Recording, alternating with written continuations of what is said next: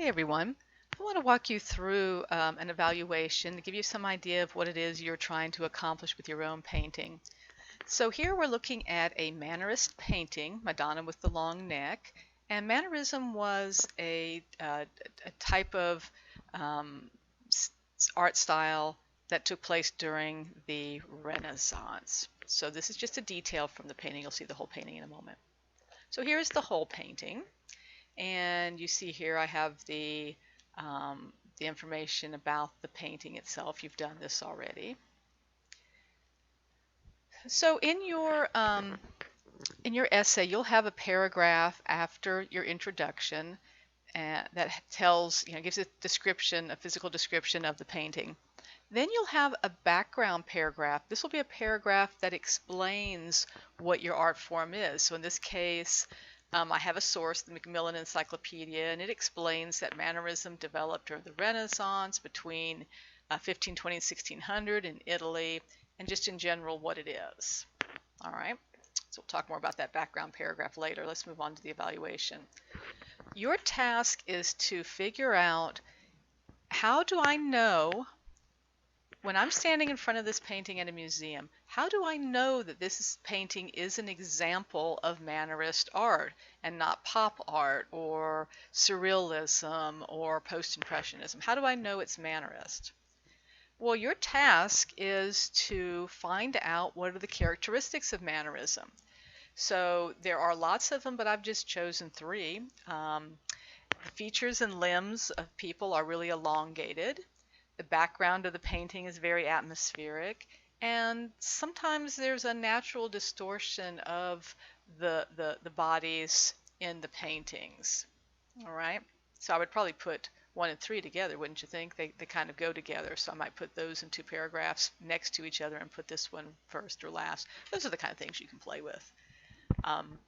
But these might be the three things I want to talk about. So I could have one paragraph that explains all of these points. I'm not going to talk about the Madonna with the long neck. I'm just going to talk about these features and explain each one. That's one way I could go about introducing my characteristics. Another way would be in body paragraph 1. I might explain about the features and limbs being elongated. In paragraph 2, I might talk about the atmosphere. Paragraph 3, I might talk about the twisting and distortion. So there are different ways that I can do this. So let's say I want to talk about all of my features in one paragraph first, get them out of the way. Then I'm going to move on, and those are my three little, you can tell this is a PowerPoint that would work for a student in class in explaining all these sorts of things. We'll talk about some of these things later. My first paragraph, I want to talk about elongated features. So my first paragraph after my explanation of the characteristics. So I have a picture here, and I've sort of, in a presentation, and you can use this one as an example later, I would mark those places where I wanted my audience to see where those exaggerated, elongated features are. I mean, look how long this woman's fingernails are. I mean, fingers, period. I mean, not just the fingernails. Those are some long fingers. So I would, in here, talk about all the places in the painting where I see examples of this elongation and why they might have done it this way. In another paragraph, I might talk about the atmospheric background. I've found out through my research that Mannerist paintings are often sort of moody and stormy. So I would point out in my paragraph about the clouds and the storm and the dark colors. All right. And then my final body paragraph about the characteristics would be about the twisted limbs. And I would explain how in this painting the limbs are all distorted and kind of going in odd directions, how these are from the baby Jesus are going in one direction, his arms and the legs are all pointed downwards, so there's everything is going in a different direction, making it difficult to focus. All right, and then I would have my works cited page.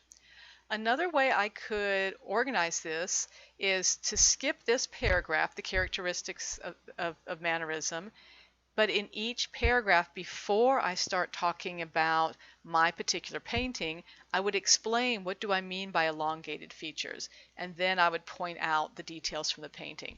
I would explain what I mean by atmospheric background, and then point out the elements from the painting.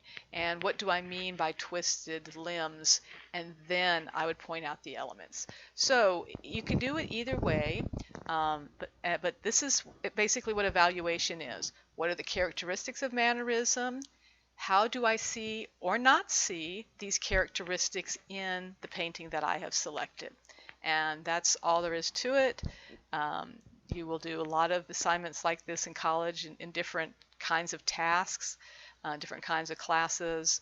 But just saying, yes, this is mannerist, no, it's not. It is because it has these elements. It doesn't because it doesn't have these elements.